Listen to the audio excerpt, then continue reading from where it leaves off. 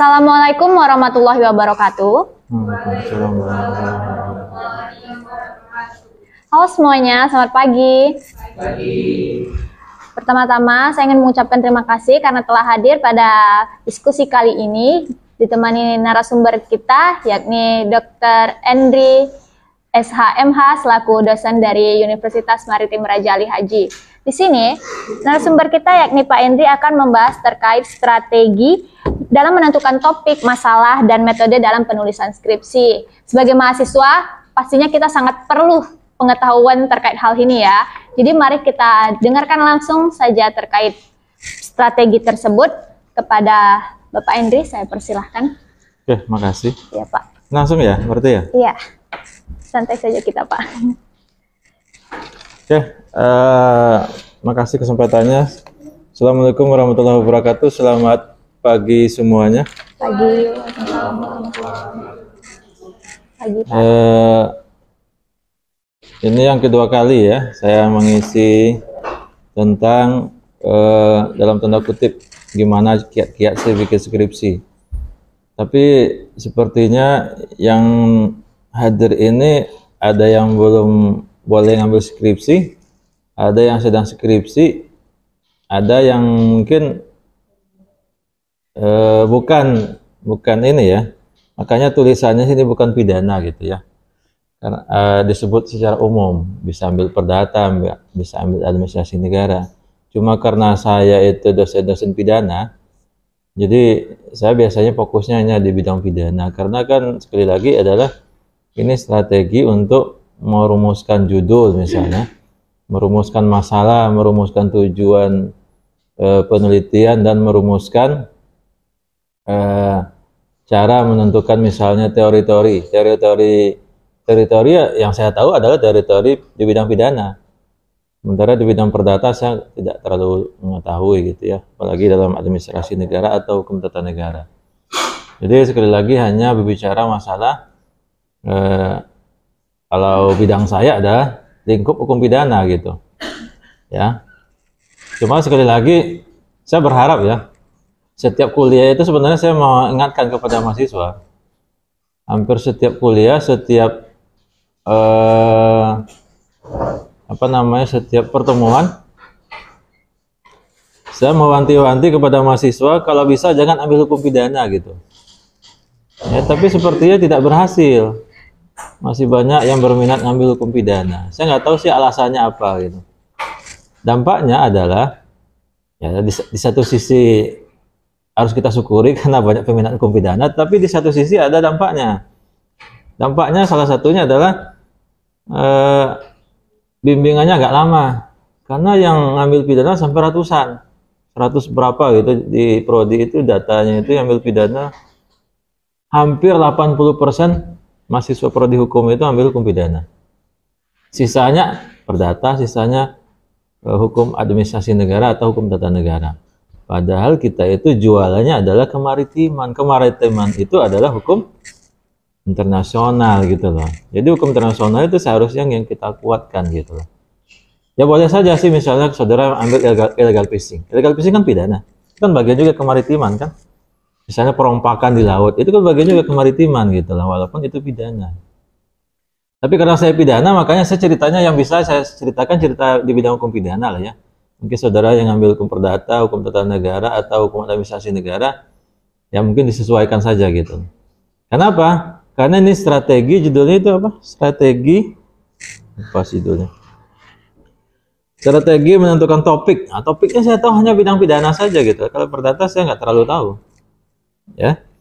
Kemudian masalah, metode, dan penulisan. Nah, metode. Tapi ingat ya, saudara kalau pertemuan yang sebelumnya ikut acara ini, itu nggak terlalu jauh bedanya. Ya, biasanya saya cerita lebih kurang ada 3 aspek. Satu adalah bidang substansi pidananya. Kedua adalah metode penulisan skripsinya. Yang ketiga adalah terkait non teknis.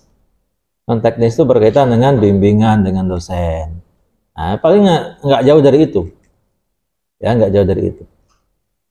Kalau bidang hukum pidana, nah kalau saudara ngambil hukum pidana, saudara harus berpikir hukum pidana itu apa gitu. Jadi biasanya mahasiswa semester 1 itu kalau udah semester 7, sudah selesai KKN, sudah selesai magang, dia bingung. Makanya ada lagu Iwan Fals itu, apa judul itu namanya? Iwan Fals banyak pula dia lagi. Enggak sih, enggak ada judul atau apa sih, saya lupa sih lagunya itu kan. Artinya apa? Udah capek-capek kuliah, sekitar 7 semester, seharusnya itu bahan-bahan untuk ditulis, jadi skripsi. Ya sebagai sharing saja ya, dulu waktu saya S1, saya semester 6 itu sudah mulai ngumpulkan masalah. Masalah dalam arti yang bisa ditulis untuk skripsi. Awalnya saya itu cita-citanya pengen ambil hukum tata negara awalnya. Karena saya waktu itu ketemu sama dosen yang enak gitu loh. Saya ambil tata negara, yaudah saya ambil tata negara. Itu semester 5. Semester 6 saya ketemu dengan dosen yang perdata, khususnya hukum perdagangan internasional.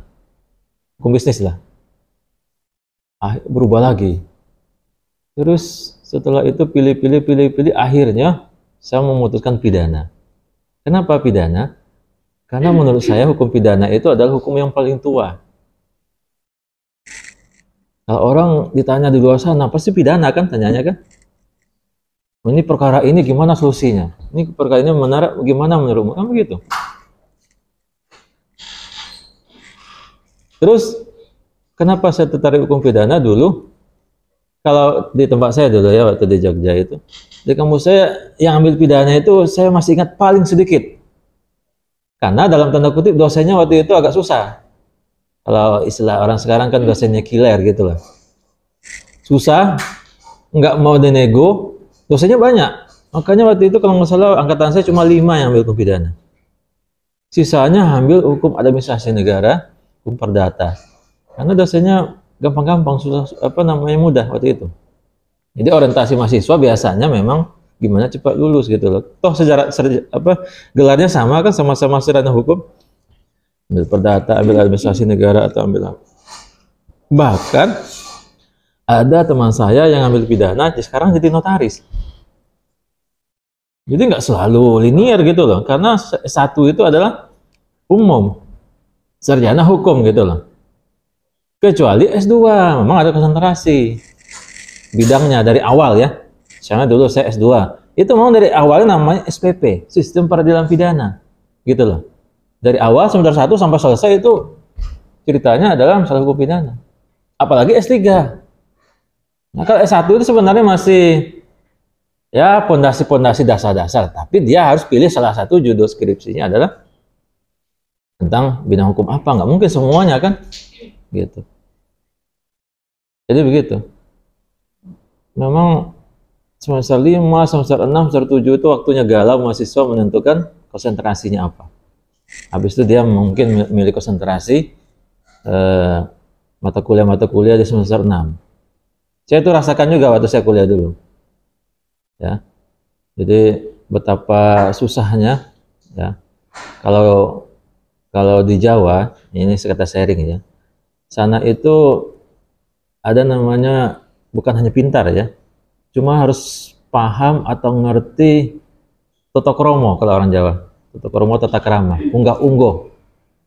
Walaupun pintar tapi itunya nggak ada, biasanya langsung susah gitu loh. Karena memang sekali lagi adalah dituntut bukan hanya mampu saja di bidang akademik, tetapi juga harus beretika, harus bermoral gitu.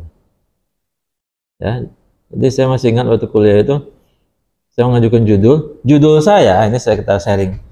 Ya, saya kumpulkan dari semester 6, ya, 6, 7, itu ada 12 judul. Dari 12 judul itu saya ambil yang paling memungkinkan untuk diterima. Saya tentang skripsinya tentang korupsi dulu, ada satu. Skripsinya adalah tentang recovery aset, pengembalian aset kerugian. Jadi orang korupsi, misalnya 1M.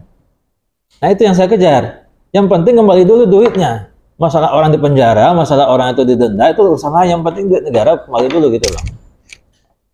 Nah itu yang saya teliti, itu di Kejaksaan Jogja waktu itu. Jadi datanya itu di Jogja, di kejaksaannya di pengadilan. Ya, waktu itu saya karena orang kampung masuk ke pengadilannya itu agak lain rasanya, suasananya beda gitu, apalagi dia pakai baju apa? Pakai baju toga, baju itu. Akhirnya apa? Saya cari penetranya, saya kenalkan diri, saya bawa surat pengantar. Intinya saya tuh mau nyari data gitu loh. Nyari data berkaitan dengan putusan korupsi yang sudah dikembalikan kerugiannya, recovery asetnya. Nah itu yang saya tulis dulu. Kan ada itu korupsi, kalau nggak dikembalikan dia kan bisa ditambah pidana penjaranya kan gitu. Ya, semakin lama orang di penjara seharusnya semakin bermasalah kan, karena yang bayar kita yang bayar pajak, pajak dibayar kepada mereka untuk makan mereka di penjara gitu loh. Kalau uang negara nggak balik, ya percuma penegakan hukum korupsi, seolah-olah begitu ya. Karena itu yang dikejar dulu, kerugian negara dikejar dulu. Kalau itu nggak selesai gimana? Gitu loh. Jadi akhirnya saya di Kejaksa, saya wawancara dengan jaksa, ada saya ingat masih itu kalau nggak salah Pidum atau Pitsusnya itu saya wawancara. Ya, ya mungkin saudara yang lagi skripsi juga mungkin ya ketemu sama jaksa, sama hakim mungkin tanya-tanya gimana gitu ya. Cuma bertanya itu jangan sembarangan, disiapin di konsep dulu dari rumah gitu loh. Kalau bisa dikonsultasikan dengan pembimbingnya, apa yang harus ditanya.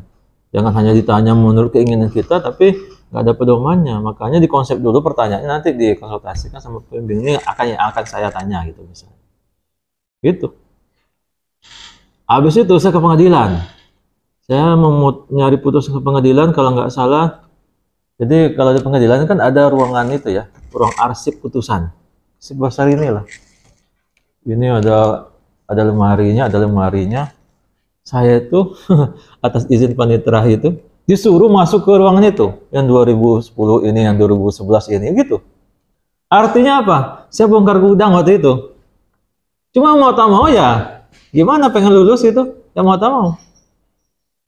Kalau nggak salah saya tuh nulisnya 3 tahun terakhir, putusan pengadilan yang sudah ingkrah, yang sudah ya cari ya sekian. Misalnya ada putusan pengadilan tahun 2010, ada 100. Yang dari 100 itu, pilih itu, dibaca satu-satu. Mana yang udah kembali, mana yang belum. Nah, yang belum nggak usah, yang kembali saja. Ini bongkar gudang saya tuh. Kalau di pengadilan kan ada buku apa?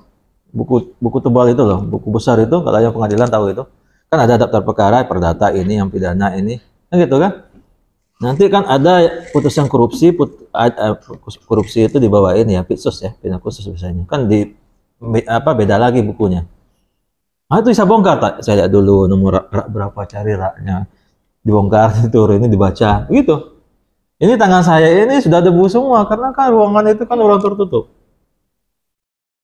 Jadi perjuangannya begitu. Ini mahasiswa baru ngajukan judul sekali, habis itu nggak ditolak, habis itu hilang tak kemana gitu. Akhirnya tiba-tiba udah deadline atau udah habis itunya SK pembimbingnya, dia baru datang lagi gitu loh. Ya atau udah mau DO baru datang lagi 2 bulan 3 bulan sebelum DO datang lagi, ya nggak bisa dibantu yang begitu.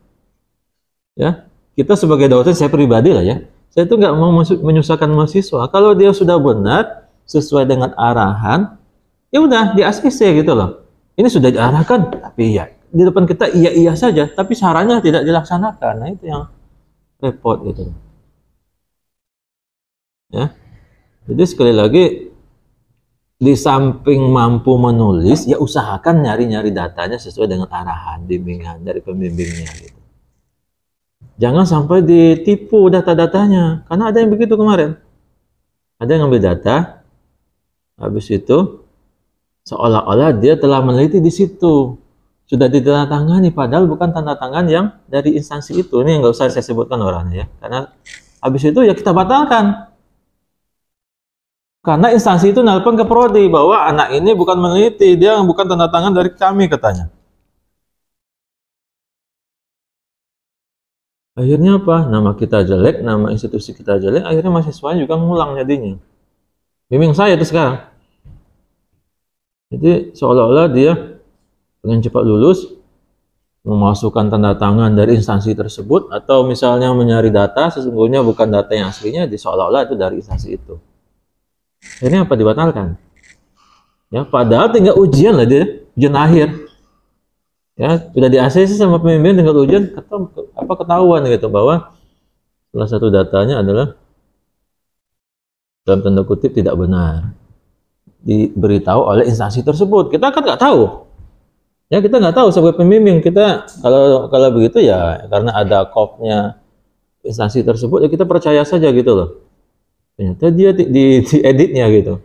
Dia seolah-olah itu asli. Akhirnya dikasih tahu sama instansi tersebut, akhirnya kita berikan tindakan, itu dibatalkan. Ya, dia minta maaf sama instansi itu, ya dia ngaku kesalahannya. Kalau nggak ngaku kesalahan bisa dikeluarkan gitu kan dari kampus gitu loh. Nah, ya. Jadi itu yang saudara harus perhatikan gitu. Ya, dalam penulisan skripsi itu jangan hanya cepat lulus ya. Begini, intinya kalau kampus prodi atau pembimbing itu tidak pengen berlama-lama ya. Kalau bisa cepat ya cepat gitu loh. Cuma masalahnya satu, penulisannya harus sesuai dengan buku pedoman. Ini tulisannya nggak jelas, substansi oke lah karena tidak menguasai kan, maka perlu dibimbing gitu kan, maka ada pembimbing. Ini buku pedoman harus dibaca, padahal nggak dibaca-baca. Ya, jadi dia pengen saja, pengen skripsi, pengen judul, akhirnya apa? Dibikin seadanya tanpa melalui pedoman. Ya, tanpa melalui pedoman gitu. Makanya saudara perhatikan yang pertama, saudara ada keinginan menulis, ada masalah. Nah ini yang paling mahal dalam sebuah penulisan itu adalah ide. Ya, ide apa sih masalahnya akan ditulis itu loh. Jangan judul ya. Jadi kalau seandainya yang pidana datang ke saya, kan kalau judul itu kan biasanya datang ke prodinya kan, ke kadepnya kan, kadepnya yang perdata datang ke perdata, yang pidana datang ke pidana, dan tata negara datang ke tata negara, kadepnya. Judulnya apa? Judulnya begini. Cuma apa ceritanya? Nggak tahu. Nah, itu yang dia masalah. Artinya apa? Karena dia tidak menguasai ide kan? Ide itu yang penting. Ide itu kalau seandainya dipegang, itu judul itu bisa berubah. Sebagai contoh ya, saya waktu S1, judul saya itu sampai 3-4 kali loh berubah. Karena nanti habis proposal ada masukan dari penguji berubah lagi. Nanti setelah dibimbing beberapa bulan sama kata pembimbing satu berubah lagi. Tapi idenya tetap. Gitu loh. Jadi apapun judulnya, idenya tetap. Nah, makanya pegang idenya dulu. Ya, pegang idenya dulu. Kalau ide sudah dipegang, judul itu bisa berubah-berubah, nggak bakalan terlalu jauh perubahannya gitu loh. Ya. Jadi begitu, kalau saya ketemu sama kadep pidana, perdata, tata negara, yang pertama itu saudara nulis tentang apa, idenya apa gitu. Ya, kalau seandainya saudara tahu idenya, judulnya itu mau dirubah kemana-mana itu nggak ada masalah. Nanti kalau diarahkan oleh penguji beda lagi nggak ada masalah, asalkan idenya tetap sama gitu loh. Kalau seandainya idenya saudara tidak menguasai ya otomatis saudara ya selalu ya nanti kalau ini batal, makanya kan mengajukan judul dengan saya itu biasanya ini ceritanya tentang apa, kan misalnya saya tanya begitu, judulnya begini tentang apa, suruh cerita ya, cuma nggak ada masalah judulnya saja ya. Yang pertama itu ada ide. Ini kalau boleh saya tulis, ini boleh ditulis kan? Ya Pak, boleh Pak. Ide dulu. Ide itu ada permasalahan. Nah, permasalahan ini, nah baru muncul kepada judul, kan begitu seharusnya. Urutannya ya. Ada istilahnya law in mind. Saudara tahu law in mind? Hukum yang ada di kepala kita. Mind itu kan pikiran. Hukum yang ada di alam bawah sadar kita gitu loh. Saudara mengartikan hukum apa? Kamu mengartikan hukum apa? Ya. Kalau saya mengartikan hukum itu aturan yang mengikat. Mengikat apa? Mengikat terkait perilaku dan juga juga norma-norma yang tidak. Ada lagi? Hukum itu terdiri dari norma dan nilai. Itu intinya. Normanya begini, nilai yang ada di balik norma itu begini gitu. Normanya apa? Nggak boleh membunuh barang siapa dengan sengaja merampas nyawa orang. Itu kan norma. Norma kan bunyi. Bunyi pasal, bunyi rumusan. Cuma di balik norma itu nilainya apa? Nilainya dilarang membunuh. Dilarang merampas nyawa orang lain gitu loh. Kan nilainya begitu. Barang siapa mengambil barang orang lain baik seluruhnya maupun sebagian diancam dengan pidana pencurian maksimal 5 tahun. Itu kan rumusan. Nilainya yang ada di sebalik norma itu adalah larangan dari ngambil ya barang orang. Maka hukum itu cuma dua, norma dan nilai. Ada nilai. Jadi kalau ibarat ini norma. Di sebalik norma itu ada nilainya. Gitu loh. Ada maksudnya. Ada yang terkandung dari norma itu. Itu hukum. Norma itu, kalau saya ngajar jadi hukum tadi ya. Hukum itu ada norma, di bawahnya ada nilai. Kan gitu. Norma itu ada juga yang, misalnya yang tertulis dan tidak tertulis. Yang tertulis yang disebut di dalam peraturan perundang-undangan gitu kan. Peraturan perundang-undangan itu ada mulai dari Undang-Undang Dasar, TAP MPR, Undang-Undang, PP, Perpres, Perda, Kabupaten Kota. Nah, itu kan perundang-undangan yang tertulis. Maka dalam hukum pidana ada asas namanya di sini yang tertulis itu adalah apa? Legalitas, kan gitu. Legalitas. Asal legalitas itu kalau bahasa Latinnya adalah nullum delictum. Ya, nullum delictum sine lege. Singkatnya gitu. Jadi kalau panjangnya adalah nullum delictum nulla sine praepia legi punale. Itu kan panjang. Tiada delik, tiada pidana sebelum diatur oleh undang-undang terlebih dahulu. Kalau undang-undang berarti tertulis. Kalau bahasa lainnya adalah nullum delictum sine lege. Tiada delik sine tanpa lege. Tiada tindak pidana tanpa lege. Lege itu undang-undang. Dari kata-kata lege muncul asas legalitas, kan gitu. Tapi secara tertulis, karena lege itu karena undang-undang tertulis. Sementara ada hukum yang tidak tertulis. Seperti ya ini disebut sebagai living law, kan gitu kan? Living law itu apa? Atau local wisdom atau ius loci. Ius itu hukum, loci itu lokal. Jadi hukum lokal.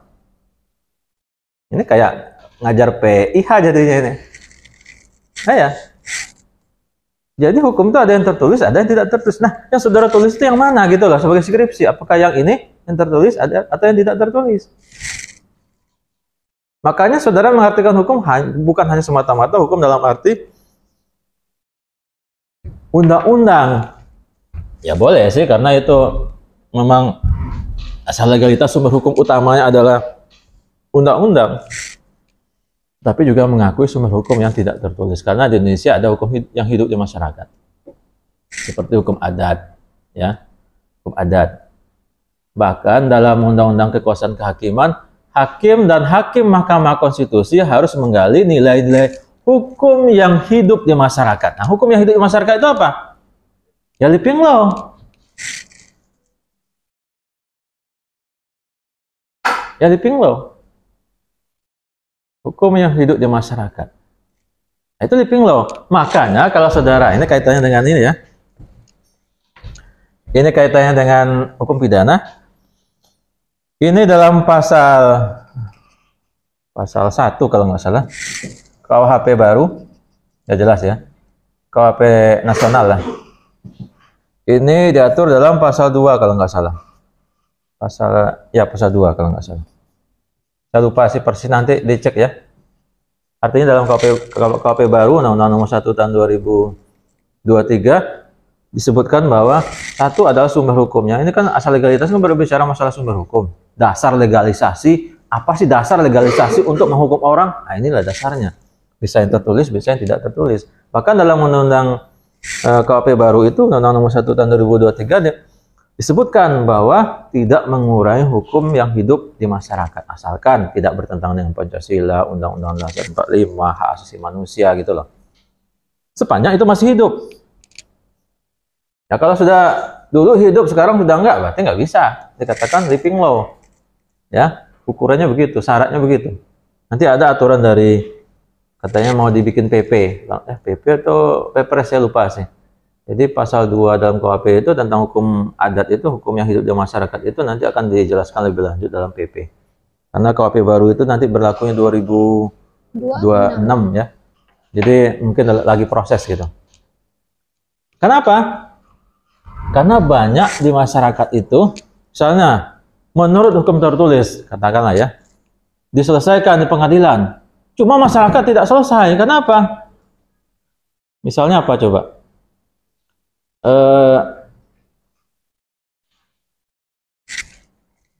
Delik agama. Ya, delik agama itu kan kalau nggak salah ada 3. Satu adalah penghinaan Tuhan sendiri. Yang kedua adalah penghinaan terhadap masyarakat yang berkeyakinan agama tertentu, misalnya agama apa, itu masyarakatnya, orang-orangnya gitu. Yang ketiga adalah yang berkaitan dengan benda-benda yang digunakan untuk beribadah. Misalnya apa? Misalnya merusak gereja, merusak masjid, itu kan alat-alat atau benda-benda, atau misalnya dalam Konghucu itu kan pakai dupa, tiba-tiba ada yang memadamkan misalnya, kan dihidupin biasanya kan di ruko-ruko. Kita lihat gitu kan, ada yang memadamkan misalnya, karena mengganggu misalnya. Ya itu kan berkaitan dengan itu. Nah misalnya, ada orang merusak gereja misalnya. Yang dirusaknya, apa namanya, patung salibnya misalnya.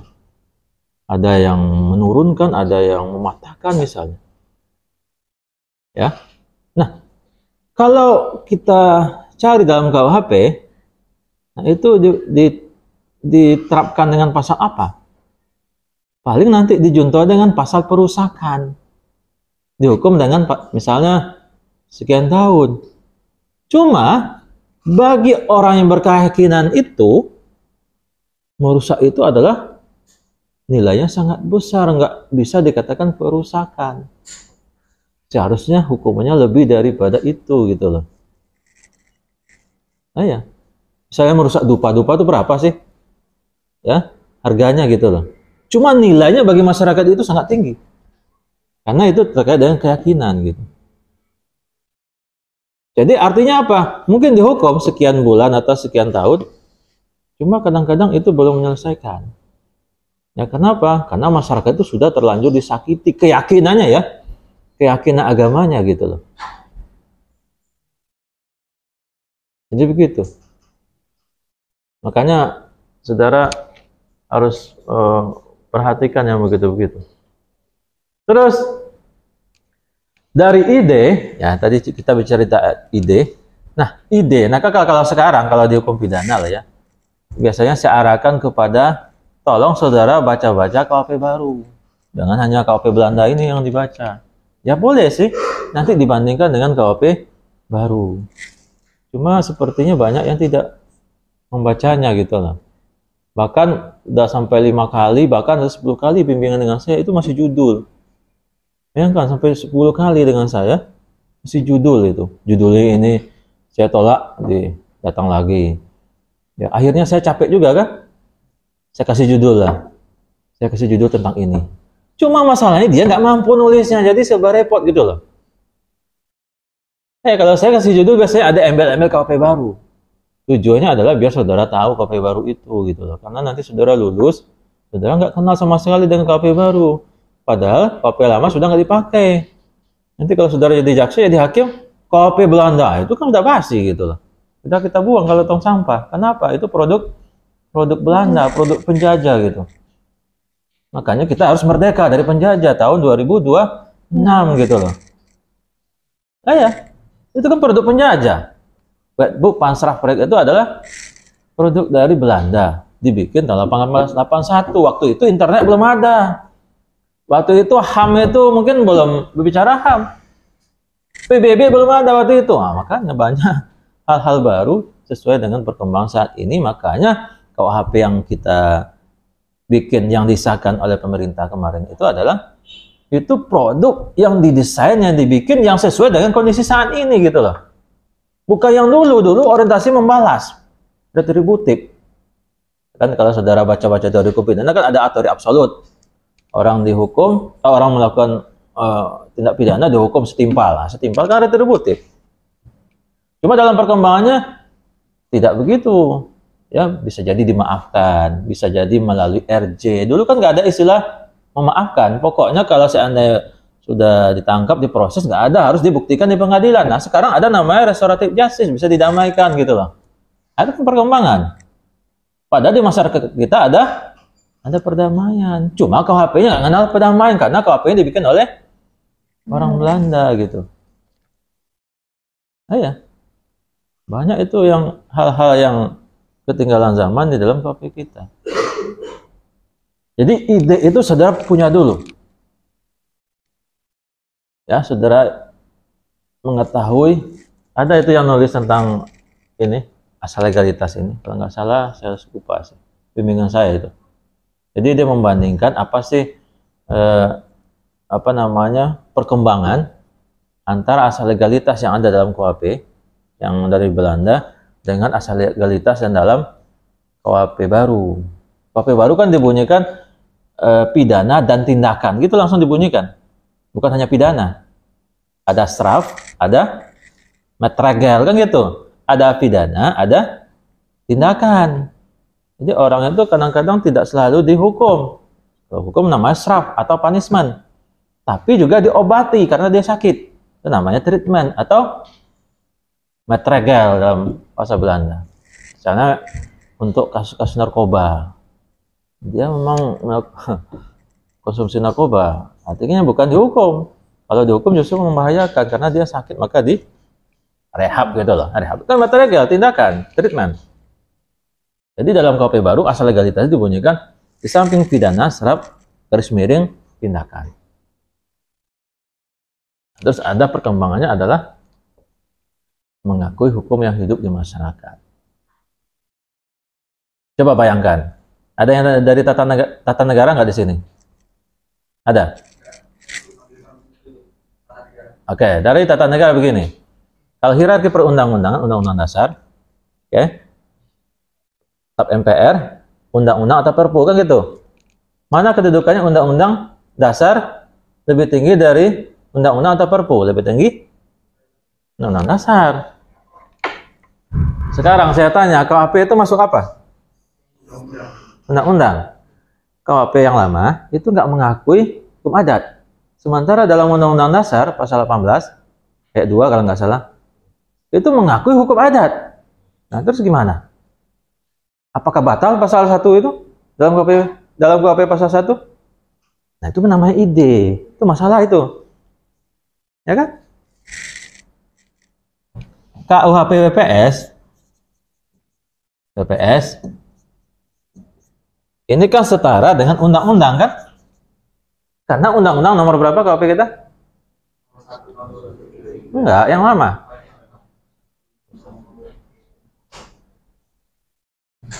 Enggak tahu. Nah, gimana mau nulis skripsi begini? Nomornya enggak tahu. Undang-undang nomor 1 tahun?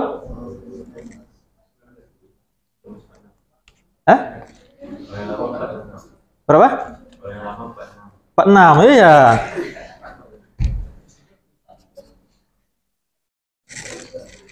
Nah, undang-undang berarti setara dengan undang-undang atau perpu. Di atasnya di sini ada TAP MPR kan? Di atasnya lagi ada undang-undang dasar. Nah, di sini pasal 1-nya sumber hukumnya hanya undang-undang. Pasal satunya legalitas itu, asal legalitas itu hanya mengakui undang-undang saja. Karena tiada pidana tanpa undang-undang. Undang-undang pasti tertulis. Hanya mengakui undang-undang saja. Sementara di sini mengakui hukum adat. Nah, mana kedudukannya lebih tinggi? Undang-undang daripada ini gitu loh. Masalahnya nggak ada yang uji ke MK.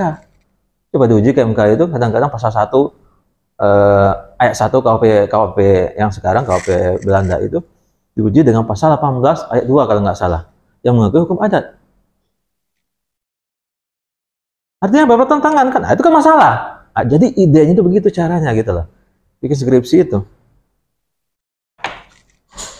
Nah, kan kelihatan itu kan, oh berarti kan bertentangan ini, nggak sinkron ini. Padahal asasnya adalah apa asasnya ini? Lex superiori derogat legi inferiori. Hukum yang kedudukannya lebih di atas, yang di bawahnya harus mengikuti kan gitu. Nggak boleh bertentangan hukum yang di bawah dengan yang di atas, itu intinya. Lex superiori derogat legi inferiori. Kalau begini kan bertentangan. Dia hanya mengakui undang-undang sebagai sumber hukum. Sementara dalam pasal 18, ya pasal 18 ya, saya lupa sih. Kalau nggak salah yang mengakui hukum adat itu. Nah itu artinya apa? Kan bermasalah kalau begitu. Cuma nggak ada yang uji ke MK. Cuma sekali-kali pasal 1 KUHP bertentangan dengan pasal 18 KUHP. Nah kalau gitu kan sudah bisa dijadikan judul kan? Bukan judul ya. Judul itu terserah aja ya bunyinya. Itu kan idenya ada di situ. Karena dari masalah itu muncul idenya begitu gitu. Nah dengan demikian, judul terserah. Ya apakah nanti analisis misalnya, analisis yuridis asal legalitas dengan sumber hukum yang ada dalam pasal 18 Undang-Undang Dasar misalnya. Terserah lah nanti disetting sama pembimbingnya. Judul itu kan bisa berubah-berubah gitu. Idenya sudah pegang bahwa ada pertentangan antara pasal 1 KUHP dengan pasal 18. Nah ya kan? Nah kalau begitu gimana? Ya, bisa jadi skripsi gitu loh. Ya, kan jelas itu secara yuridis ya. Kita cari pertentangan antara aturan ini dengan yang lain. Ada modelnya dengan kasus. Kasus-kasus. Misalnya putusan yang dilaksanakan oleh hakim.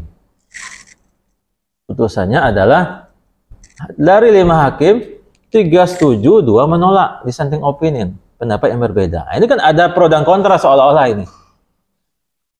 Nah, itu misalnya dicari apa alasan hakim yang menolak, apa alasan hakim yang setuju. Nah, dari suatu putusan itu. Cuma cari putusan yang kira-kira ya kan seolah-olah ini kan apa namanya ada hal-hal yang perlu didiskusikan, ada hal-hal yang tidak bisa bulat putusan hakim gara-gara ada hal tertentu gitu. Nah, itu yang kita angkat, itu yang kita ambil itu. Nah, itu bisa dijadikan sebagai topik, sebagai judul skripsi. Cuma ingat ya, cari benang merahnya, cari idenya. Benang merah kan ide. Kok bisa begitu orang itu berpendapat, hakim itu berpendapat begitu?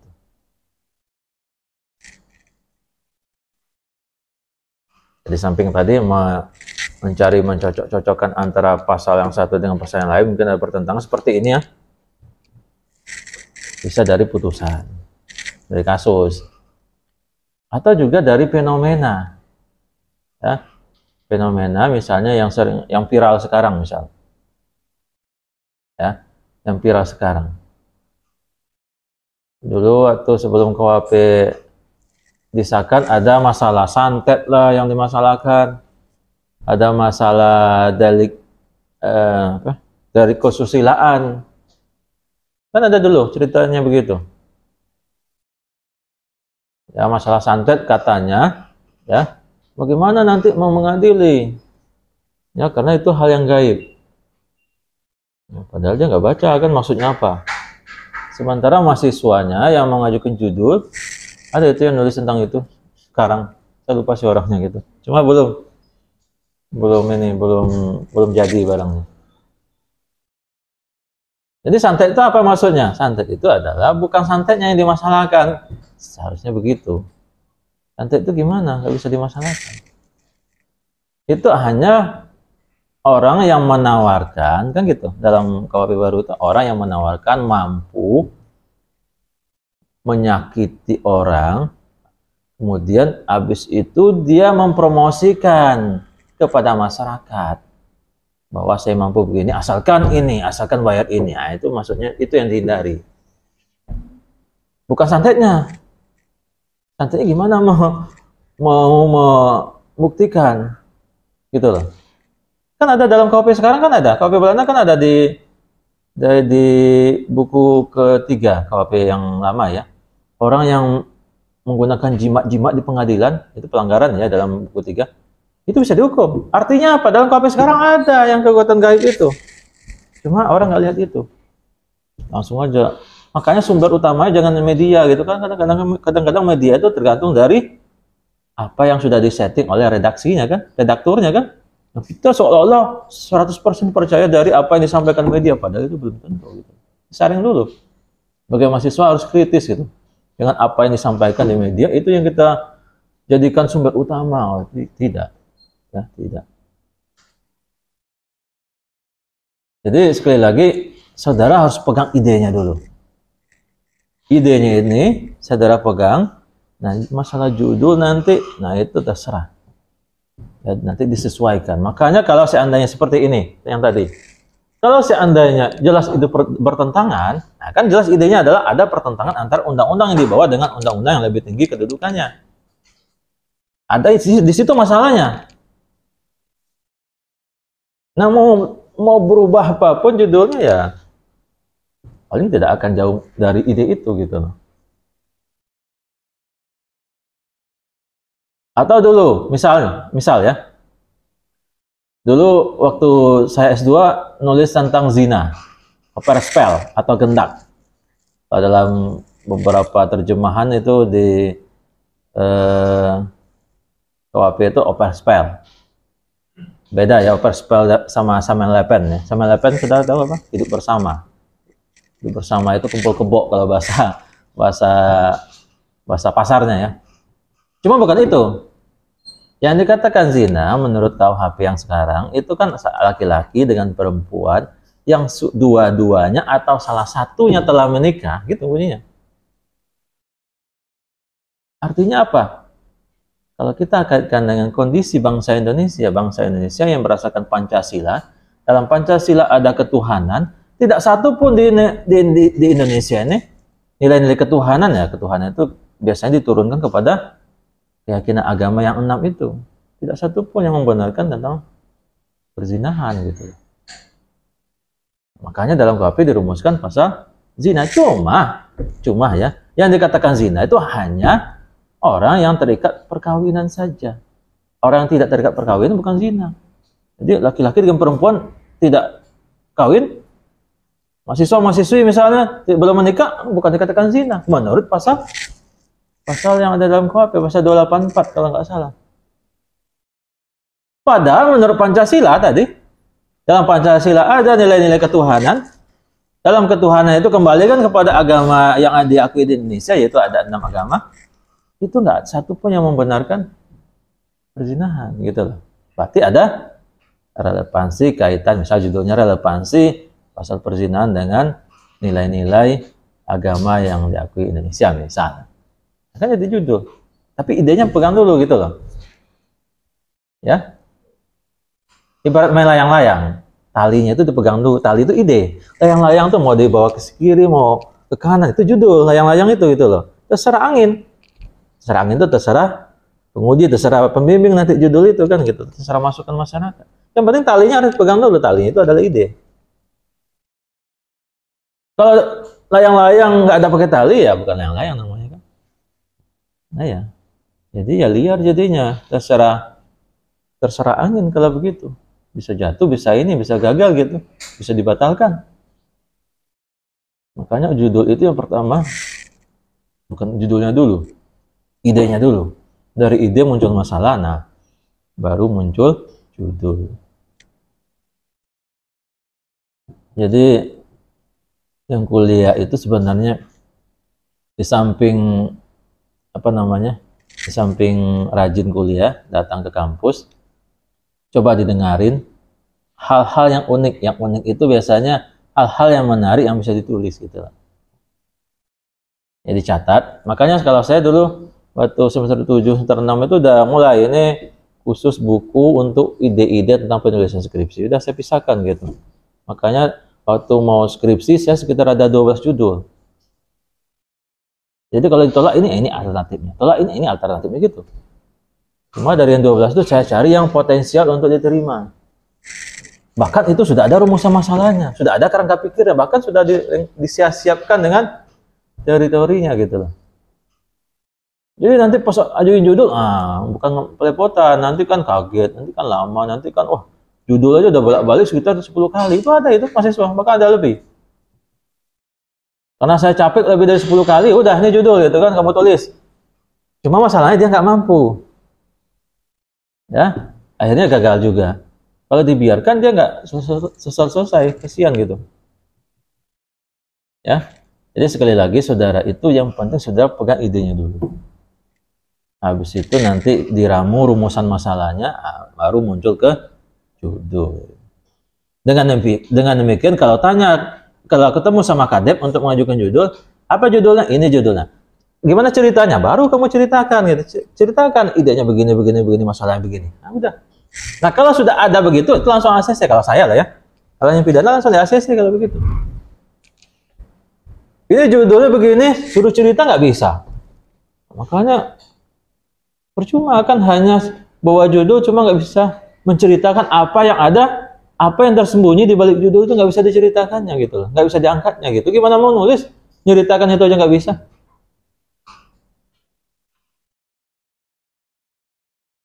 Makanya semester 6, semester 7 persiapkan dari sekarang, jangan nanti gitu loh. Judul kalau bisa sudah dikonsep. Metodologi itu semester berapa? 5. 5 ya? Nah, mulai dari situ berpikir gitu loh. Nanti metodologi kan ada tugas, misalnya kan tugas dikasih tema-tema tentang apa, nanti kalau bisa itu dilanjutkan. Jadi nanti nggak usah cuma itu pastikan apakah layak sebagai tulisan skripsi atau bukan.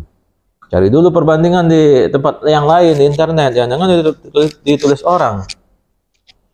Ya udah siap-siap, udah disiapkan judulnya, disiapkan proposalnya, ternyata ditulis ulang, otomatis juga jadi ditolak. Pertama dicek dulu di bawah, kan ada sama Bang Mul itu kan di bawah ada itu kan, ada daftar dudul yang sudah ditulis, ya mahasiswa yang pernah bikin skripsi di sini kan ada rekapnya di bawah. Nanti minta sama Bang Mul, saudara punya judul apa? Nanti jangan-jangan judul ini sudah ditulis orang. Tanya dulu sama Bang Mul, cek di itunya, rekapan itu. Jangan ditulis. Habis itu kalau nggak ketemu baru cek di internet, di kampus lain. Jangan ditulis orang lain gitu loh, di kampus-kampus lain. Baru ditulis kalau seandainya tidak ada. Makanya kalau seandainya saudara ada embel-embelnya KUHP baru, yang pidana ya, itu kemungkinan nggak ada yang sama. Karena ini baru kan.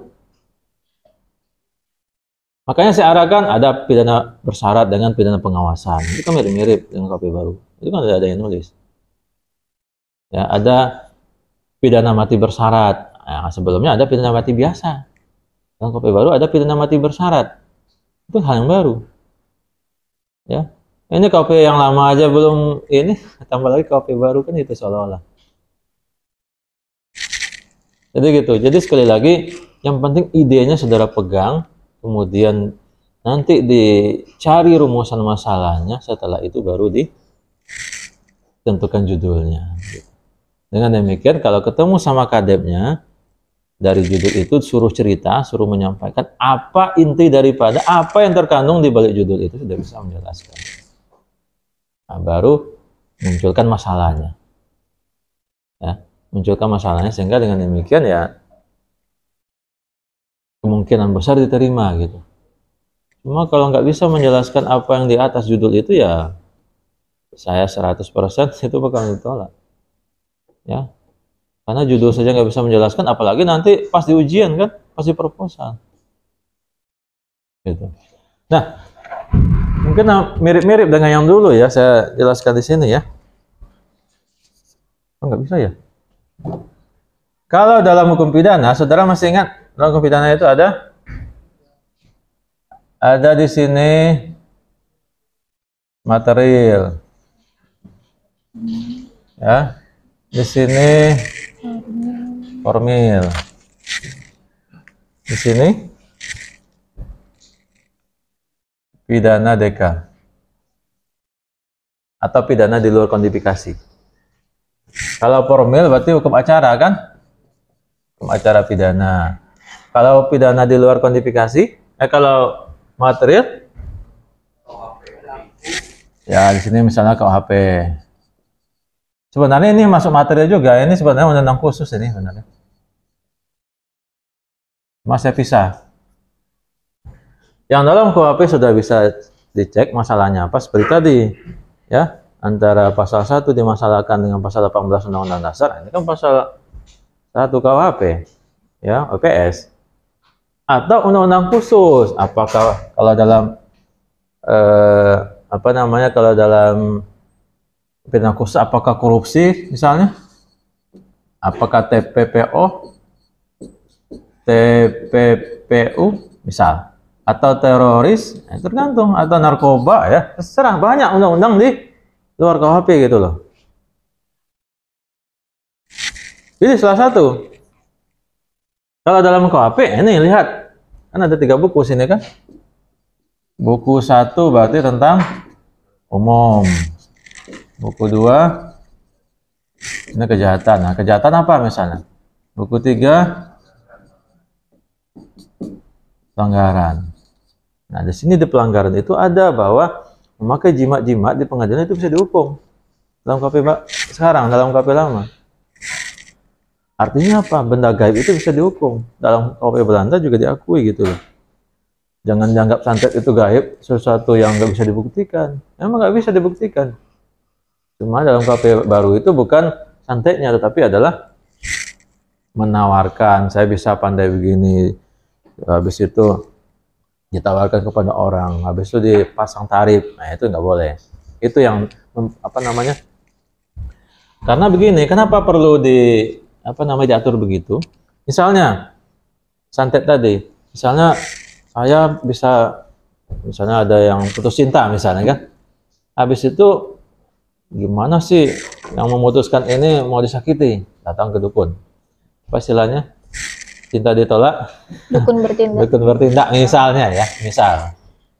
Datang ke dukun, datang ke tukang santet misalnya. Oh bisa, kata tukang santet kan, misal. Asalkan begini. Bawa duit sekian, nah, itu ujungnya. Ya, sebenarnya mata pencarian dia ini adalah tukang santet untuk mendapatkan duit misalnya. Ternyata setelah dikasih duit dan si dukun tukang santet sudah mulai menyampaikan mantra-mantra, orang itu nggak apa-apa, nggak berdampak kepada orang itu. Akhirnya apa? Marah mereka kepada tukang santet, akhirnya dipukuli, kan itu kebanyakan. Nah, itu pencegahan namanya, pencegahan biar tukang santet tidak dipukuli. Ya, kalau dipukuli namanya main hakim sendiri, generating namanya gitu loh, main hakim sendiri. Itu mencegah biar tidak terjadi main hakim sendiri. Karena banyak tukang santet itu hanya dituduh-tuduh gitu loh. Habis itu dipukuli, diarak di kampung, habis itu bahkan sampai meninggal. Nah, itu yang dicegah. Ya, main hakim sendiri itu yang dicegah gitu loh. Karena dituduh-tuduh belum tentu kebenarannya kan. Iya, makanya itu yang dicegah. Bukan santetnya, santet nggak bisa dibuktikan. Ya, secara secara ilmiah gitu ya, susah membuktikan. Dulu ada ceritanya kalau masalah santet ini, ada orang yang mengakui santet, ada yang tidak mengakui santet. Tiba-tiba dibawa ke ruang rapat. Kalau nggak salah waktu merumuskan KUHP yang Undang-Undang Nomor 1 Tahun 2023 itu, waktu itu sebelum disahkan, tahun berapa? Tahun 70-an atau berapa itu? Ada orang yang mengakui santet, ada yang tidak mengakui. Nggak usah diatur santet itu dalam KUHP. Karena itu sesuatu yang gaib. Sementara ada yang setuju. Diatur aja karena itu adalah mengganggu. Cuma dengan santetnya yang diatur. Cuma mencegah bagaimana orang tidak main hakim sendiri gitu loh. Terus bagaimana caranya? Akhirnya di dalam ruangan itu, dalam rapat itu dipisah. Ini yang anti santet, ini yang setuju dirumuskan ketentuan santet di dalam KUHP. Akhirnya apa? Dihadirkan tukang santet di ruangan itu. Dihadirkan tukang santetnya, panggil. Kemudian membuktikan kepada yang tidak percaya ini. Kan banyak yang tidak percaya juga kan. Biasanya orang-orang kota-kota itu yang nggak kenal santet itu, ya dia nggak percaya gitu. Terus tiba-tiba ada apa namanya, samping itu ada apa, akuarium, ada ikan di dalamnya. Jadi itu yang dimantrakannya kan. Siapa yang cerita? Saya lupa sih yang cerita ini. Itu yang dimantrakannya. Terus dimantrakan, tiba-tiba ikannya hilang. Pada heboh kan? Kok hilang ikannya setelah dimantrain? Terus ditanya, kemana? Kamu kemanakan ikannya? Tanya sama. Ikannya itu ada di dalam kelapa, di atas kelapa. Dalam kelapa, ya, di pohon kelapa. Di kelapa buahnya yang nomor sekian, kata tukang santet itu. Ya akhirnya keluar cari kelapa itu, yang kelapa yang ditunjuk di luar itu keluar, dipanjat, diambil kelapa yang ditunjuknya nomor sekian, dibawa, dibawakan ke ruangan itu, dibelah. Oh ternyata benar ikannya dalam itu. Terus apa katanya? Kalau yang sama orang yang tidak percaya santet ini, apa katanya? Kalau seandainya ikan yang di akuarium ini saya pindahkan ke perut Bapak, juga bisa katanya gitu. Jadi mau dipindahkan ke perutnya orang nggak percaya itu. Ya kita percaya ya. Saya percaya, saya sendiri percaya ada santet itu gitu ya. Cuma memang pembuktiannya memang ada masalah gitu, nggak bisa. Ya, yang selama ini diatur di dalam KUHP yang baru itu dari dulu itu adalah hanya menghindari main hakim sendiri akibat tuduhan orang itu tukang santet, sehingga orang lain misalnya sakit, misalnya keluarganya sakit, akhirnya dipukuli atau diusir dari masyarakat. Nah itu yang dihindari, mencegah main hakim sendiri gitu. Jadi nggak ada yang namanya pasal santet. Coba cari KUHP itu nggak ada pasal santet, nggak ada. Ya ada hanya kekuatan gaib. Dia mempunyai kekuatan, dia mengaku-ngaku menjadi mempunyai kekuatan gaib. Kemudian dia menawarkan, nah itu nggak boleh, menawarkan. Kemudian dia bahkan itu menjadi mata pencariannya dengan mematok harga sekian misalnya. Itu nggak boleh. Jadi mencegah untuk tidak main hakim sendiri. Oke, itu di dalam KUHP. Kalau hukum acara beda lagi, ya.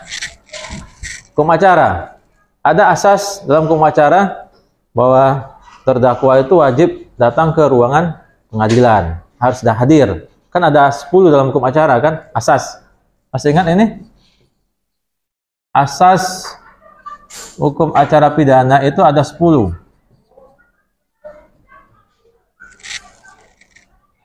Masih ingat itu? Apa aja? Nah, pilih salah satu misalnya. Salah satunya adalah si terdakwa itu adalah harus hadir ke pengadilan. Nah, sekarang ada namanya peradilan online. Ya kan? Gara-gara COVID kemarin banyak yang disidangkan, hakim yang entah di mana, terdakwa yang entah di mana, jaksa yang entah di mana.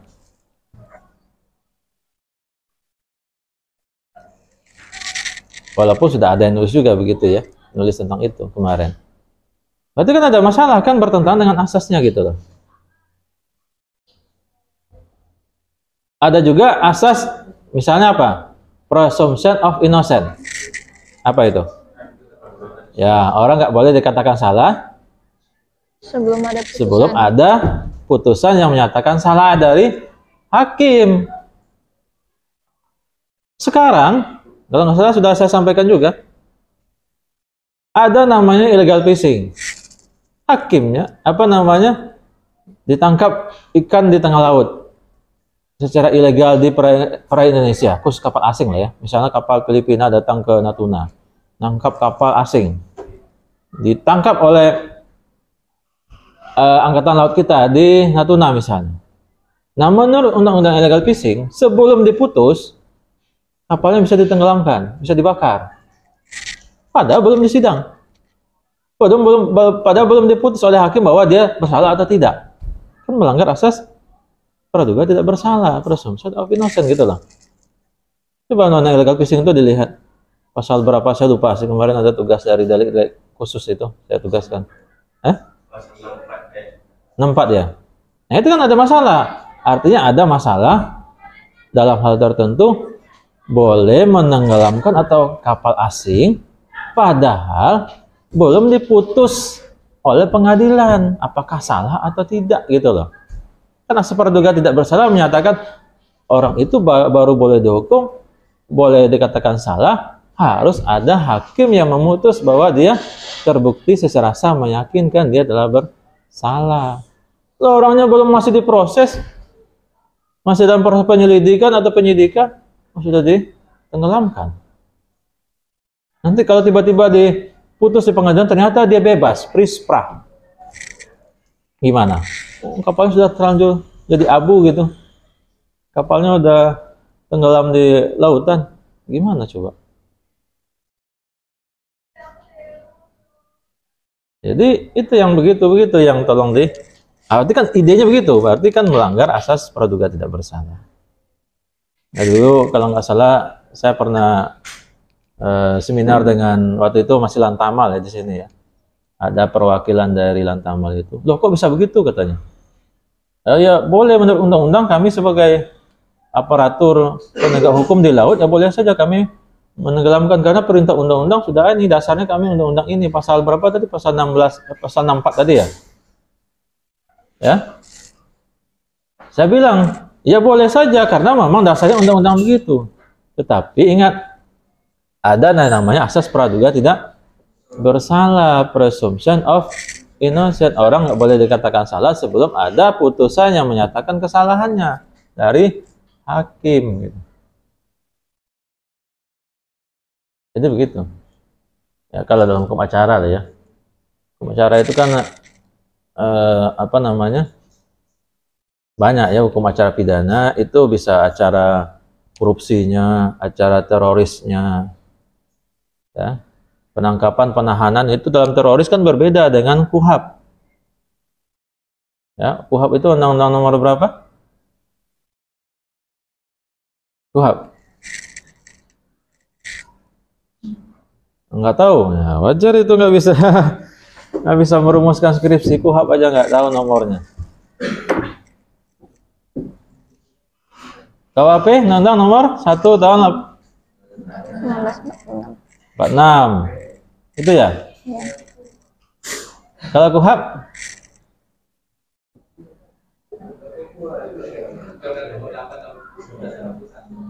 ya 8 atau 881. Nah ya yang begitu tuh jangan lupa loh ya dasar itu.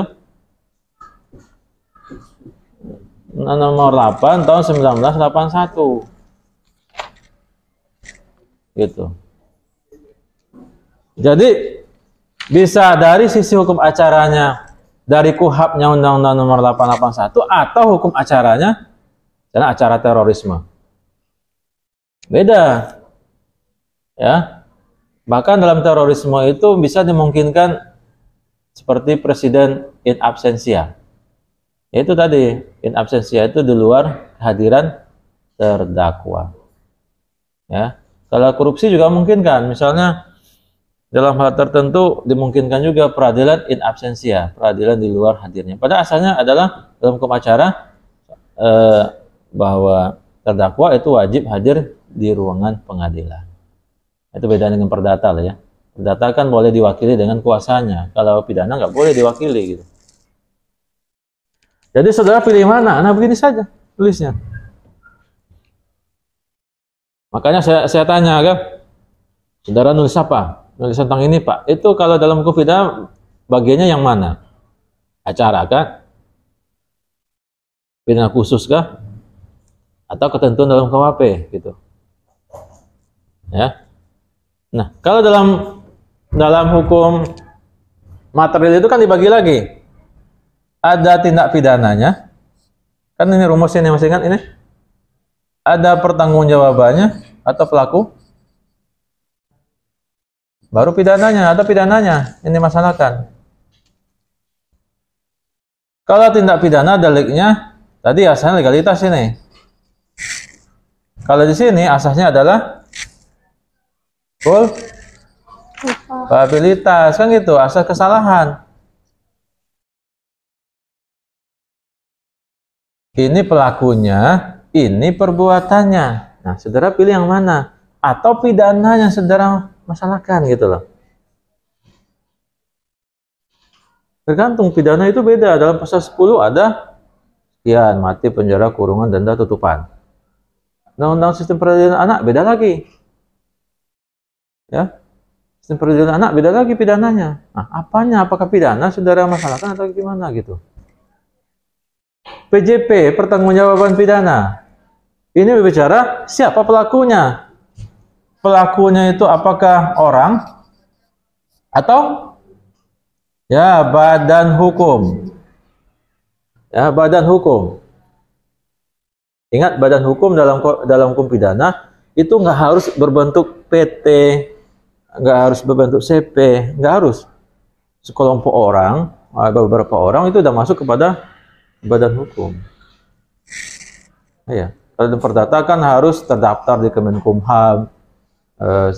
Itu kan itu syaratnya, salah satunya. Sementara dalam hukum pidana tidak. Kenapa orang? Karena berkaitan dengan alasan pemaaf di sini. Kenapa pemaaf? Karena bisa jadi orangnya ya gila. Bisa orangnya ya di bawah umur. Cuma ada KUHP baru yang menyatakan bahwa setengah gila. Nah itu, akan ada perkembangannya setengah gila. Jadi kadang-kadang dia sembuh, kadang-kadang dia sakit. Kambuhan, apa namanya penyakit itu? Ada penyakitnya. Di sini namanya pertanggungjawaban separuh. Pertanggungjawaban setengah. Gitu loh. Sebelumnya tidak ada. Saya lupa sih nama penyakitnya. Ada itu yang ngajukan judul skripsi kemarin. Lupa sih namanya. Jadi dalam hal tertentu dia apa namanya sadar, normal, tapi dalam hal tertentu dia sakit gitu loh. Ya. Artinya apa? Ada namanya mengurangi pertanggungjawaban. Kalau seandainya dia sehat, pelakunya sehat, artinya dia ya nggak ada pengurangan kan? Artinya dia bertanggung jawab secara mutlak gitu loh. Sementara ini kadang-kadang dia sakit, kadang-kadang dia sembuh. Maka ada namanya mengurangi. Nah, itu kan masalah, bukan masalah, itu hal yang baru gitu loh. Tapi sayangnya itu sudah ditulis ya. Ada mahasiswa kemarin dari mana? Atau ada di sini ya? Dari Balai kalau nggak salah kemarin. Dia menulis orangnya itu kalau nggak salah orang itu memang kena penyakit apa ya? Saya lupa sih namanya itu. Menurut dokter lah ya. Tentu dokter yang memahami itu, bukan kita. Jadi dia nggak dihukum.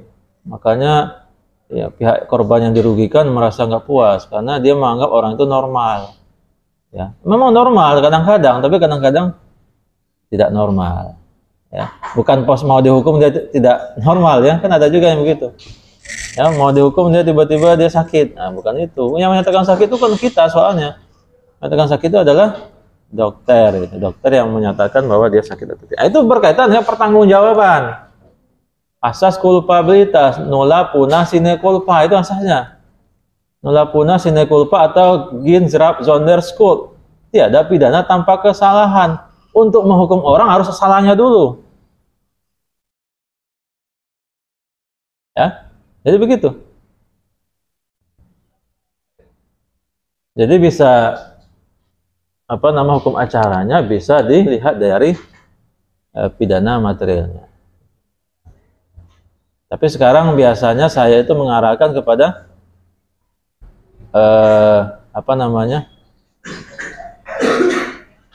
perbandingan atau hal-hal baru yang terdapat di dalam KUHP baru. Ya ini salah satunya. Perkembangan pertanggungjawaban. Ada hal-hal yang mengurangi pertanggungjawaban atau pertanggungjawaban sebagian, gitu loh. Ya sebagian. Kapan dipertanggungjawaban? Ya waktu dia sembuh. Jadi bisa kedua-duanya dikenakan. Ya, bisa dikenakan sraf, bisa dikenakan metregel. Coba perhatikan. Misalnya yang saya katakan tadi, ini kan pertanggungjawaban separuh. Kadang dia sembuh, kadang-kadang dia sehat. Nanti cari ya penyakit itu namanya ya, saya lupa namanya. Nah, artinya apa? Kalau begitu pidananya bagaimana? Pidananya gimana?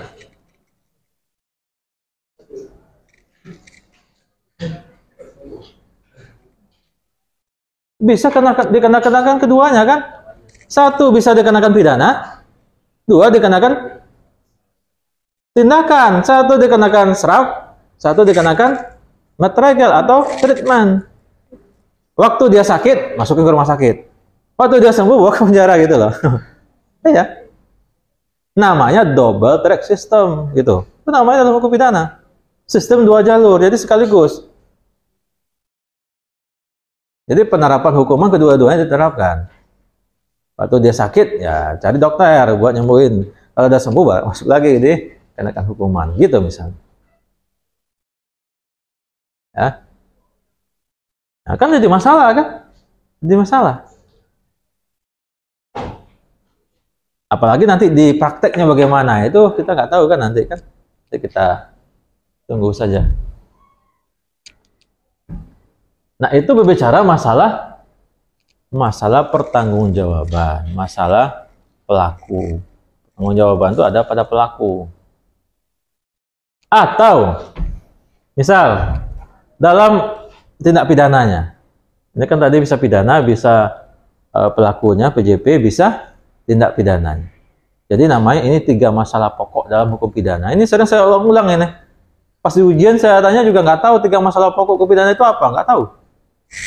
3 masalah pokok hukum pidana, tindak pidana. Tindak pidana itu banyak. Tindak pidana ada dalam KUHP, ada di luar KUHP. Sementara pelaku itu kemungkinan cuma 2. Satu adalah manusianya, 2 adalah badan hukum. Ya, badan hukum. Yang ketiga baru pidana. Ya, makanya rumus kapan orang bisa dipidana? Dia harus melakukan tindak pidana dan pelakunya mampu bertanggung jawab, kan gitu. Makanya sama dengan dipidana. Kalau orangnya melakukan tindak pidana, cuma pelakunya tidak mampu bertanggung jawab, otomatis tidak bisa dihukum, kan gitu. Apabila orangnya telah memenuhi rumusan melakukan tindak pidana, kemudian pelakunya bisa bertanggung jawab, maka orangnya bisa dipidana. Itu rumus dalam hukum pidana, namanya 3 masalah pokok dalam hukum pidana. Atau misalnya tindak pidana, kapan orang bisa dipidana? Ini pertanyaannya. Misal, kita bandingkan ya KUHP baru dengan KUHP lama. KUHP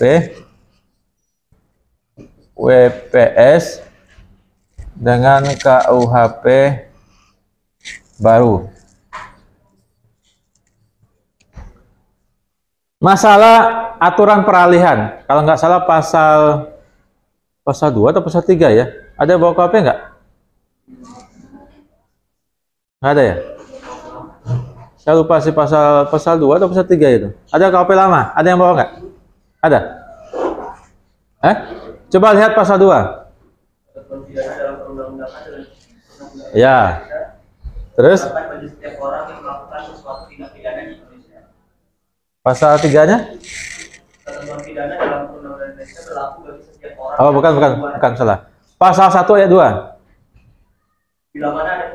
Oke, itu yang saya maksud. Pasal 1 ayat 2. Dalam KUHP sini ya, dalam KUHP lama. Intinya apa? Dalam hal ada perubahan, Setelah orang itu ditetapkan tersangka atau terdakwa, maka pakai yang menguntungkan. Misal, ada orang melakukan tindak pidana di sini, habis itu ditangkap sama polisi, ya, masih di penyidikan atau persidangan. Ingat ya, kalau penyidikan mungkin belum lengkap, masih di kepolisian atau di kejaksaan. Kalau sudah di persidangan berarti sudah jadi terdakwa. Ini tersangka gitu loh. Ini terdakwa. Ingat itu ya. Kalau orang sudah berubah lengkap barang buktinya, istilahnya P21 itu, kemudian dikirim ke jaksa, nanti jaksa dimasukin ke pengadilan, ditentukan jadwal sidangnya, baca surat dakwaan, berarti statusnya berubah jadi tersangka menjadi terdakwa gitu. Oke. Dia dituduh melakukan tindak pidana, hukumannya katakanlah ya 10 tahun. Undang-undang apa namanya? Undang-undang A misalnya. Undang-undang A ini waktu dia ditetapkan sebagai tersangka atau terdakwa, katakanlah pasal 5 misalnya. Pasal 5 dia didakwa dengan atau ditetapkan tersangka dengan ditersangka dengan pasal 5. Ancaman pidana 10 tahun. Ternyata undang-undang itu berubah. Ada perbaikan. Pasal yang sama, hukumannya ternyata dikurangi. Yaitu undang-undang baru berarti. Ini undang-undang lama. Ancaman pidana jadi 5 tahun. Asasnya apa? Asasnya adalah hukum yang baru mengesampingkan hukum yang lama. Asasnya apa? Nah ya seharusnya pakai ini kan? Ya, ini kan undang-undang lama. Undang-undang lama ditetapkan tersangka atau terdakwa menggunakan undang-undang lama. Belum diputus oleh hakim, masih di ruang sidang atau masih dalam status tersangka di kepolisian, undang-undangnya berubah. Terus pakai yang mana? Gimana coba? Ya, kan asasnya adalah seharusnya pakai yang baru, post apa? Itu khusus menyampaikan umum itu. Lah ya, lex posterior derogat lagi inferior. Hukum yang baru mengesampingkan hukum yang lama. Kan gitu asasnya. Seharusnya pakai yang baru kan gitu. Nah, kalau menurut pasal 1 ayat 2, pakai yang menguntungkan, artinya pakai yang baru. Pakai ini kan? Berarti nggak bertentangan dengan asas lex posterior derogat lagi inferior. Nah, masalahnya kebalik. Di sini 5 tahun, di sini 10 tahun. Pakai yang mana? Yang 5 tahun dipakai.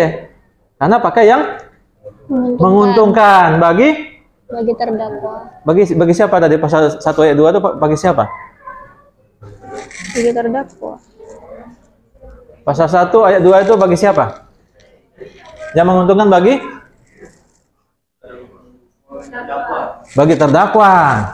Bagi terdakwa kan berarti di persidangan. Orangnya baru bersidang, kan sidang tuh bisa 10 kali, bisa 15 kali, bahkan berkali-kali kan gitu.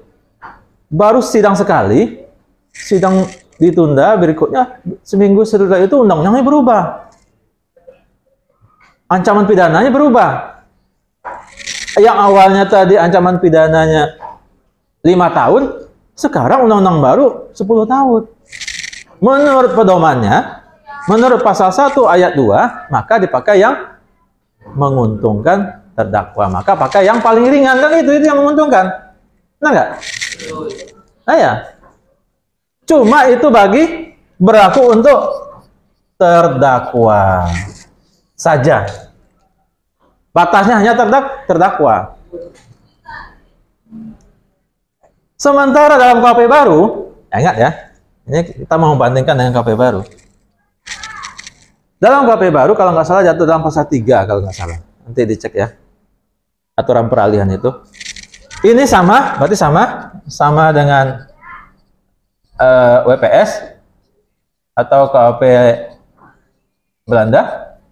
Kalau terjadi perubahan undang-undang pada dia statusnya masih tersangka atau terdakwa, maka pakai yang menguntungkan.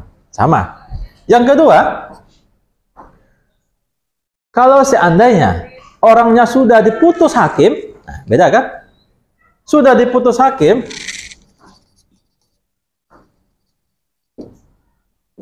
undang-undang lama dipidana, sementara undang-undang baru tidak dipidana, maka dibebaskan. Nah, sementara kalau di sini hanya berbicara sampai persidangan saja.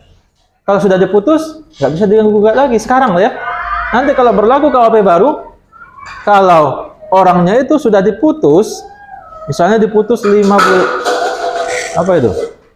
Misalnya orang itu sudah diputus 1 tahun penjara. Terus setelah 2 bulan setelah itu, undang-undangnya berubah bahwa tindak pidana itu bukan tindak pidana lagi, namanya dekriminalisasi. Maka orangnya itu harus dibebaskan menurut KUHP baru. Itu perbedaannya. Jadi bukan hanya bercerita perubahan sanksi pidana mulai dari tersangka atau terdakwa, tidak. Cuma sampai kepada terpidana. Kalau undang-undang yang berubah, awalnya undang-undang lama dia menghukum dipidana. Karena dia melanggar pasal 5 tadi misalnya. Tapi undang-undang baru menyatakan bahwa pasal perbuatan itu bukan pidana lagi. Bahwa perbuatan itu bukan tindak pidana lagi. Sehingga dengan demikian orang itu yang dipenjara tadi, misalnya kalau dipenjara tidak dihukum, dibebaskan. Jadi itu bedanya. Ya. Itu bedanya. Cuma saudara nggak tahu kan, kalau baca-baca itu dibanding-bandingkan yang nggak tahu kan gitu loh. Nah itu baru pasal 1, pasal 2 kan kita bahas. Apalagi pasal 3, pasal 4, nah sekian. KUHP baru kan ada 624 pasal kalau nggak salah. Gitu. Nah itu kan perbandingan aturan peralihan. Dalam KUHP baru ternyata ada perbedaan yang signifikan bahwa ternyata orang yang dipidana dihukum menurut undang-undang lama, tetapi dalam undang-undang barunya ternyata perbuatan itu bukan merupakan perbuatan pidana lagi, maka orang itu harus dibebaskan. Jadi pidana sekarang berorientasi kepada apa?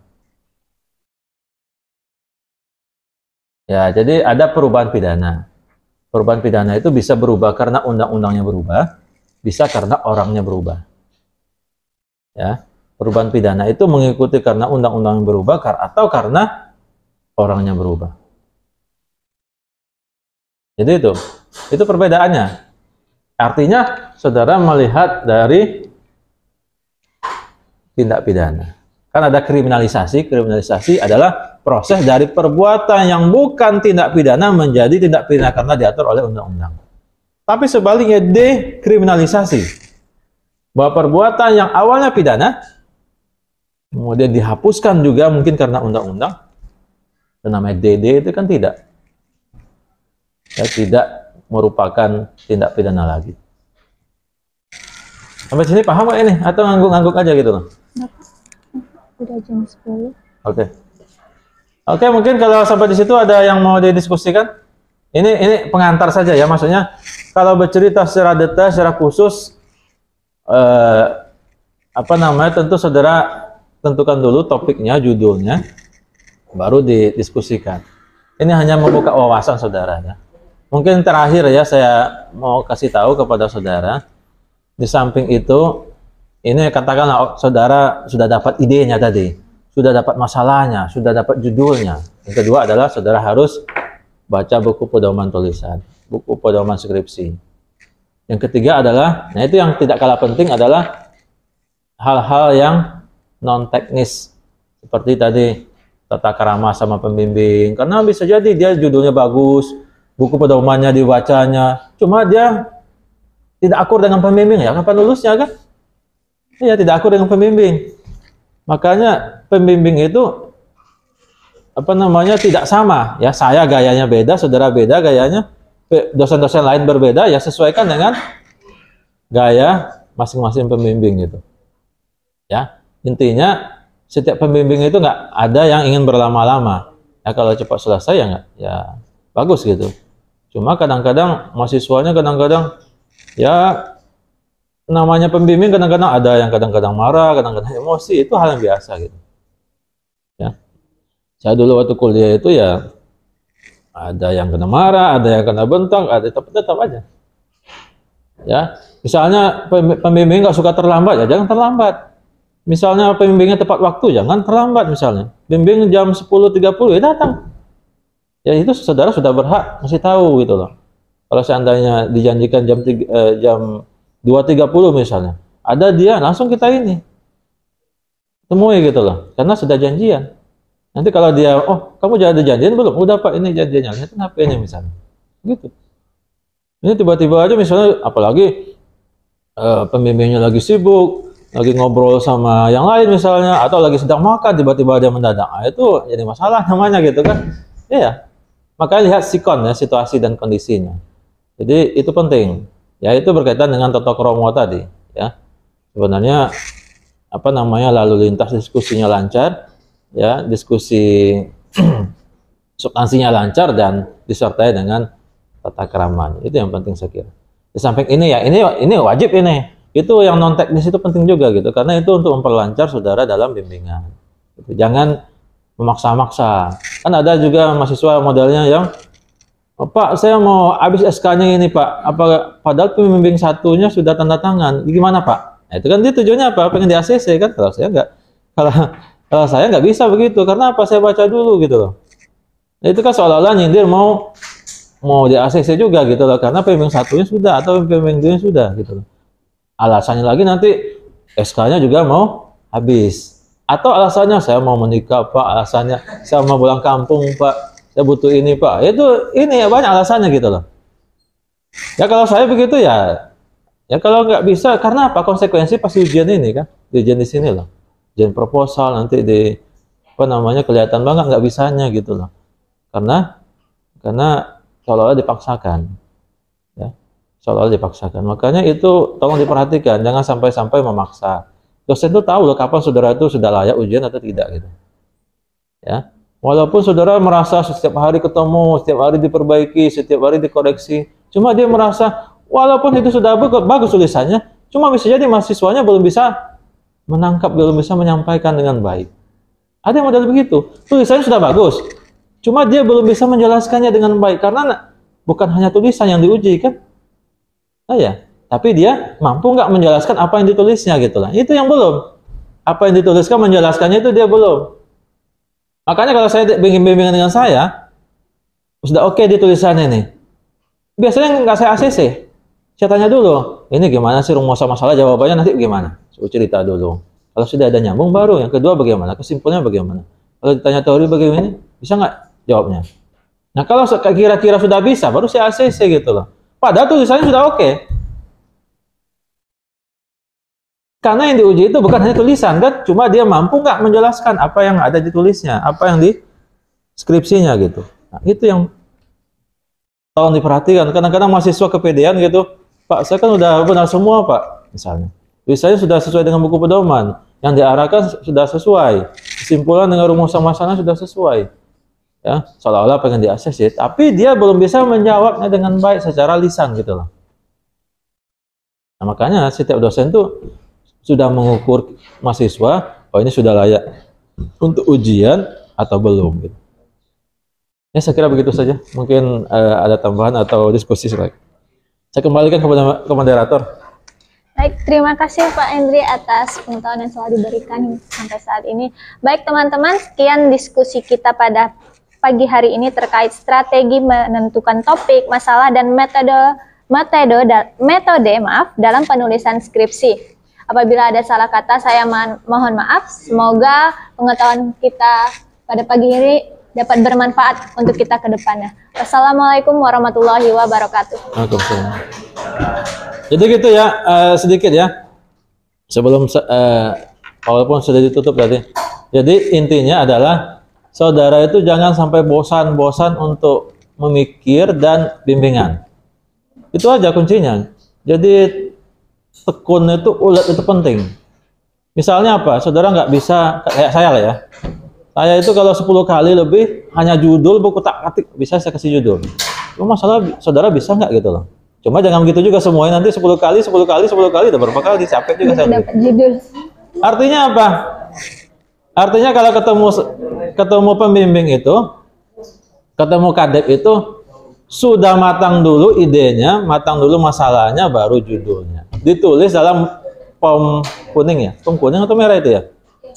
Ya kuning ya, pom kuning itu. Baru ketemu saya gitu loh. Dan kalau ditolak jangan hilang habis itu. Ya baru sekali habis itu udah hilang, entah kemana gitu kan. Nanti kalau udah mau di DO baru tiba-tiba dia muncul. Nah itu nggak boleh. Ya intinya selalu mikir, kuncinya cuma 2. Selalu mikir dan ketemu teman yang lagi bimbingan atau lagi nulis, gitu aja. Jangan berhenti memikir. Ya, ketemu teman yang sedang bimbingan atau ketemu judul yang sedang mengajukan judul. Gitu udah. Jangan ketemu teman yang tidak pernah datang ke kampus, itu nggak bakalan selesai gitu. Ya, saya kira itu. Saya akhiri. Assalamualaikum warahmatullahi wabarakatuh. Selamat pagi semuanya.